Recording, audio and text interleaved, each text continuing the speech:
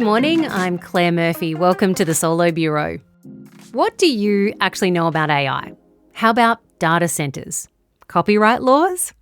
Well, the PM had a whole lot of words to say about all of that yesterday as he told the country about his new Office for AI that's being installed in the Department of Prime Minister and Cabinet.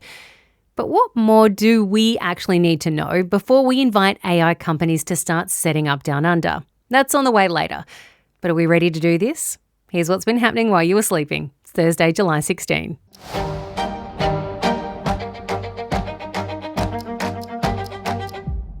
Medical records of thousands of Aussies have been stolen in a cyber attack. Partnered Health, which is owned by private equity firm Quadrant and has 60 centres across the country, said 21 of its GP clinics across cities including Sydney, Melbourne and Canberra have been impacted by the breach, which occurred back on June 23. Personal information stolen includes names, dates of birth, addresses and contact details, as well as Medicare private health insurance and concession card details. Also taken were medical information and treatment details, including consultation notes, referral letters, and pathology or diagnostic results. The US has begun a new wave of strikes against Iran after reinstating the naval blockade of Iranian ports. CENTCOM announced that at 6 a.m. Eastern Time today, US Central Command forces began launching a wave of strikes against Iran, saying the strikes are designed to further degrade military capabilities Iranian forces have used to attack commercial shipping in the Strait of Hormuz. Meanwhile, Iran is threatening to cut off more regional energy exports, saying the US must brace for the closure of all other export corridors that benefit the US and its allies. This latest escalation of attacks and counterattacks launched by both sides came after the peace deal struck in June fell apart, both sides fighting for control of the Strait of Hormuz, which carried about a fifth of global oil and gas shipments before the war began. UK Prime Minister Keir Starmer has taken questions, criticism and praise from MPs in the House of Commons for the last time before he leaves office. Starmer said goodbye to the weekly Prime Minister's questions sessions overnight before he officially steps down on Monday after just 2 years in office. Starmer opened by saying he was horrified by the killing of former MP Anne Widdecombe. He went on to praise the work his government had done and the things they had achieved, saying, "I'm proud to leave this country in better shape than I found it." Instead of mentioning upcoming meetings with ministers as he would usually do, Starmer instead said he had an important appointment with the television later when England faces Argentina in the World Cup semi-final. He'll hand over power to new Labor Party leader Andy Burnham. A woman who allegedly married 2 Islamic State-linked fighters has been refused bail for the second time. Janai Samara Safar was arrested back in May after arriving back in Australia along with a group of women and children who'd spent up to 7 years living in a Syrian refugee camp following the fall of ISIS. The 32-year-old was charged with entering a prohibited area and being a member of a terrorist organisation, both of which carry a maximum sentence of 10 years behind bars. Her lawyer has pleaded for her release, citing the psychological impact of being kept segregated while in detention. He also said the years spent in the camp had taken its toll on her mental health and that she was unable to denounce the IS ideology while in Syria, as it would have put her and her family at risk. He asked for her to be released into the care of her extensive family in New South Wales, who would help her recover after spending years being treated like dirt and seeing things that no one should ever see. But after hearing the prosecution's case against her, which included a newspaper interview she gave whilst in the camp, the judge said there was strength to their allegations and denied her bail.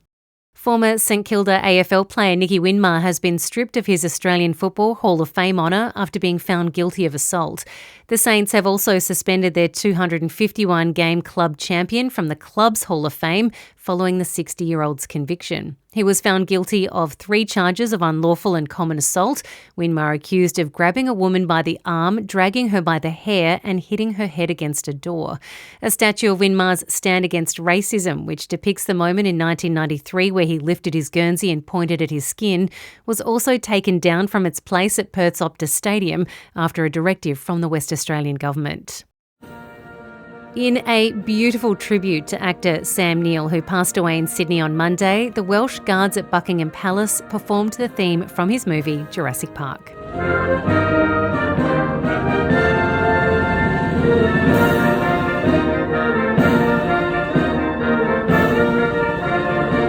Neill Neill had reportedly been hospitalised after developing pneumonia, his death coming not long after he'd revealed that he was in remission from the blood cancer that he was diagnosed with back in 2022.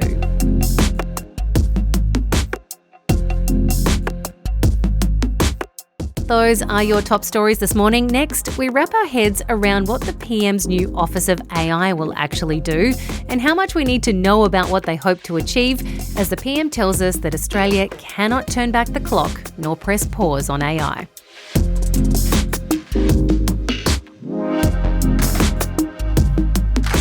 Quite a few Australians are a little bit sus about AI.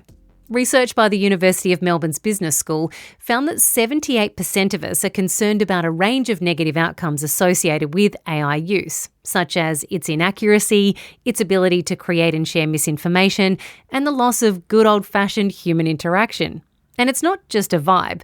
37% of Australians have either seen or experienced those negative outcomes personally.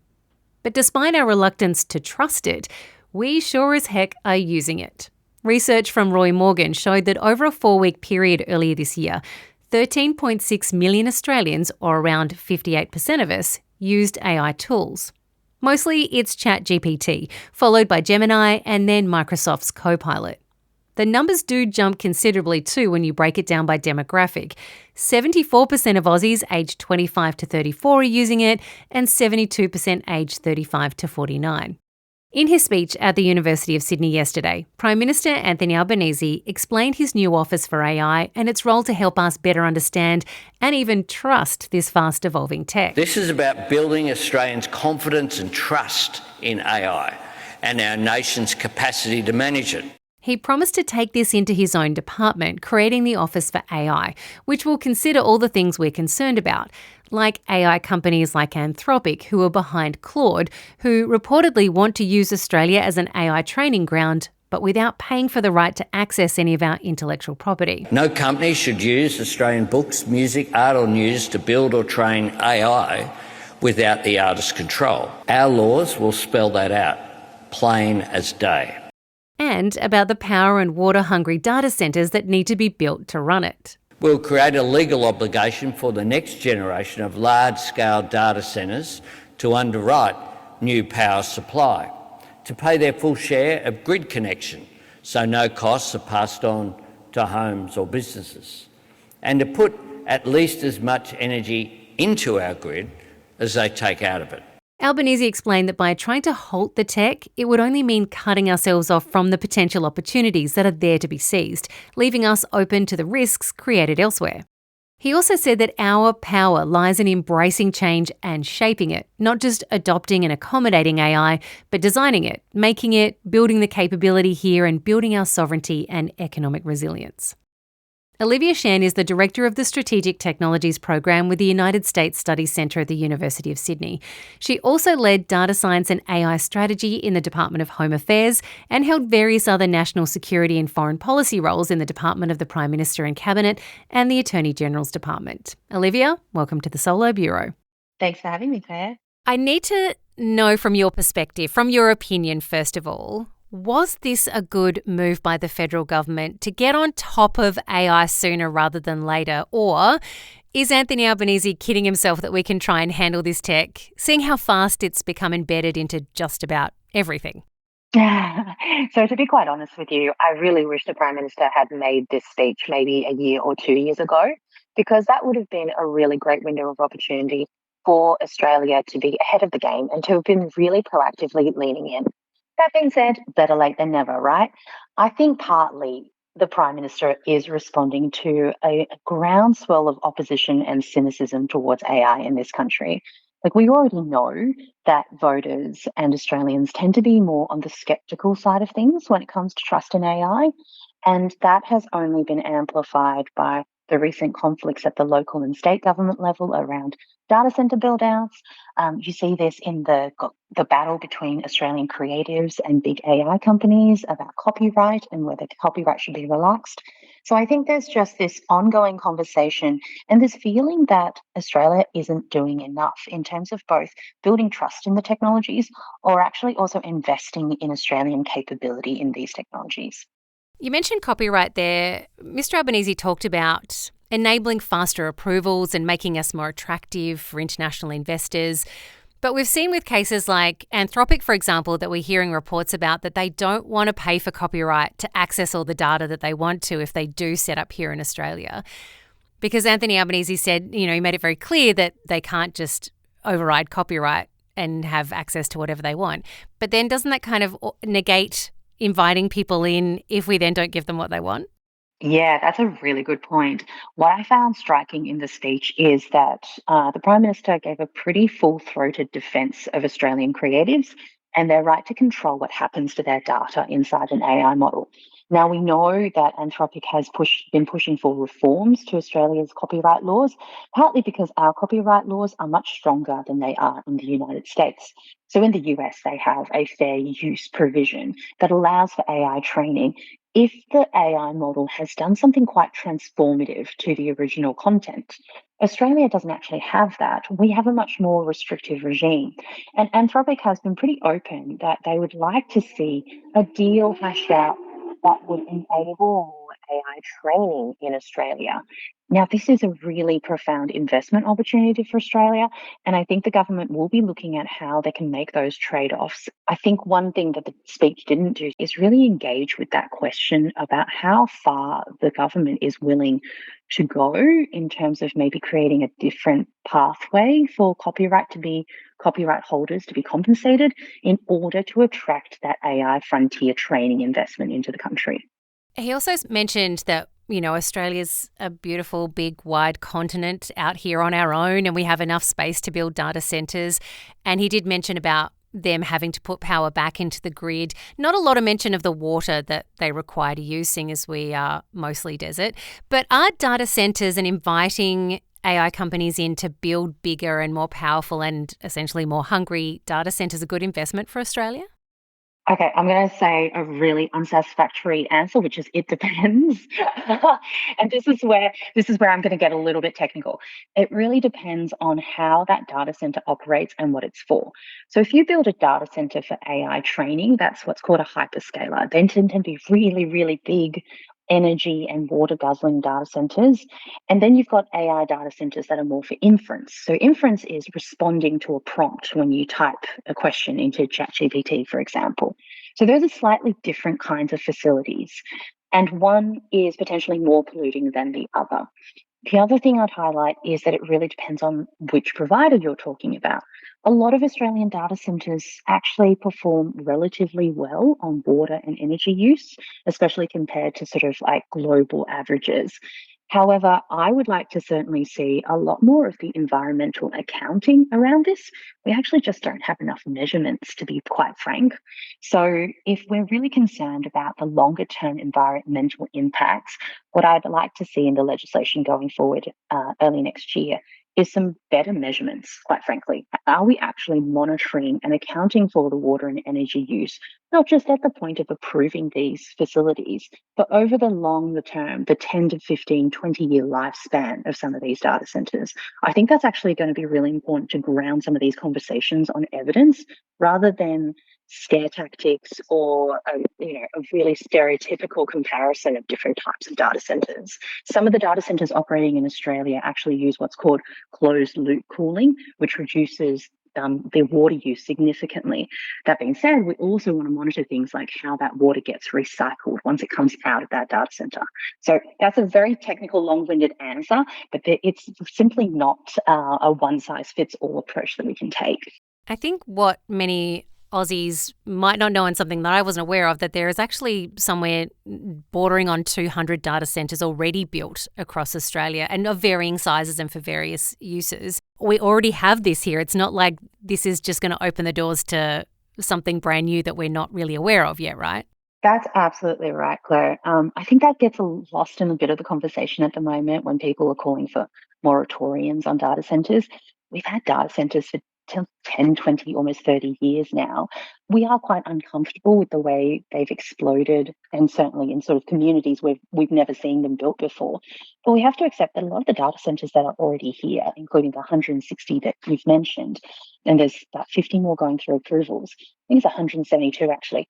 But we've had them for years and they allow us to do really basic digital functions like banking transactions and streaming networks, things that we really, really value and take for granted. We just don't actually relate them to what's happening inside the data center facility.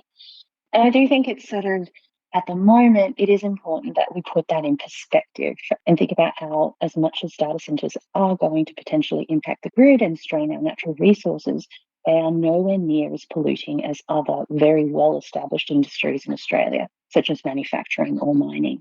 But Olivia, do we have the power grid infrastructure to support this? I mean, I grew up in South Australia, and sometimes a decent storm would knock out the power grid for quite some time in some areas. Do we have the ability to handle that much concentrated power use? A really important factor to consider is how we manage the build out so that it doesn't lead to those kind of blackouts or grid problems that you've mentioned. I do think this is a bit of a timing problem. It takes about 12 to 18 months to build a data center. If we want renewables to be the primary source of energy that powers those data centers, a, a wind farm takes 5 to 6 years to get up and running, right? So those two timelines just don't make a lot of sense. And we need to be looking at ways to actually increase and speed up the build out of renewables if we want more data centers to be built with renewables. Now, the Prime Minister today made it really clear that he is going to legislate the expectation that data centre operators are adding more to the grid, not taking from it. And that includes those interconnects. That includes some of those grid upgrades that will ensure the stability of the overall grid for everyone, for consumers, as well as for data centre operators, and doesn't just kick households off the grid or increase prices for consumers and households. I think that's a really, really important thing, and it's going to make sure that we have the grid stability. There's two, so I'd almost, there's almost like two problems we have to tackle there. One is the grid stability to service the interconnects to the data centers, and the other is the energy capacity to power them. One final question, and I don't know if you can answer this, but this is not all AI related, but a lot of Australians have found themselves redundant, especially in the last 12 to 18 months. And some of that is due to AI becoming embedded in our workplaces. Some of that is due to the current economic situation. We're being told not to worry too much about job losses, but it feels like we're being told everyone can retrain and become some kind of AI specialist. We can't all become AI specialists when AI can retrain to become any one of us? Like, where are these new jobs and or do we just not see that yet? Are we waiting to see where this takes us? I feel like some of those concerns are just not coming through in some of the labour statistics, but that doesn't mean they're not happening, right? There's usually a bit of a lag there.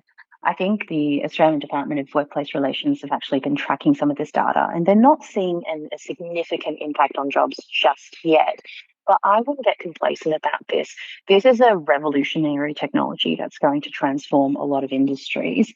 And I think we should all be thinking about our own ways of reskilling or making AI work for us.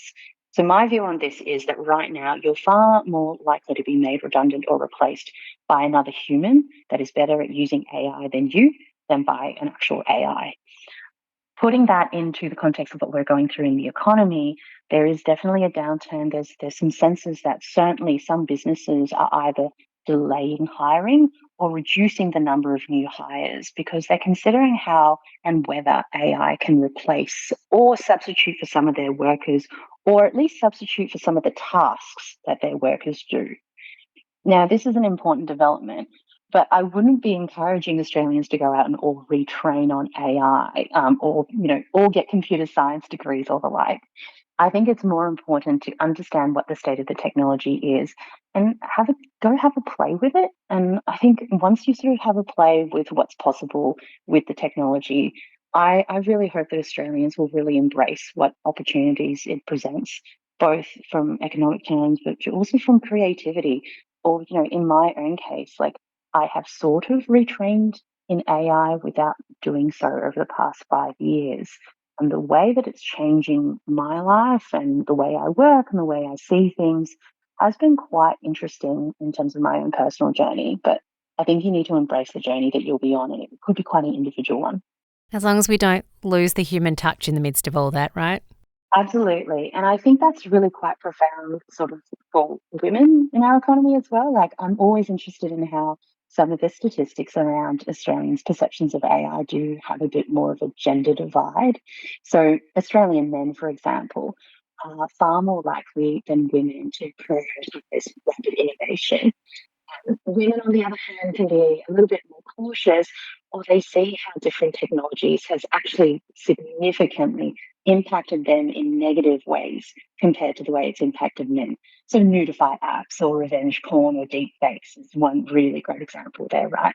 So asking half of your economically productive population to embrace a technology that is doing harm to them at the same time is a big call. And so we need to be really putting human and human experience right at the heart of our adoption of AI and also how we regulate it in the country. And women need to be involved in that discussion because, as we found with the internet, the less women there are in the room, the worse it can often be for us down the track. Absolutely.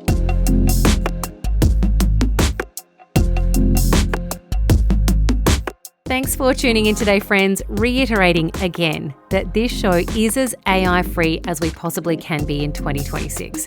I made that promise to you and I will stick to my guns no matter how tired these little typing fingers get.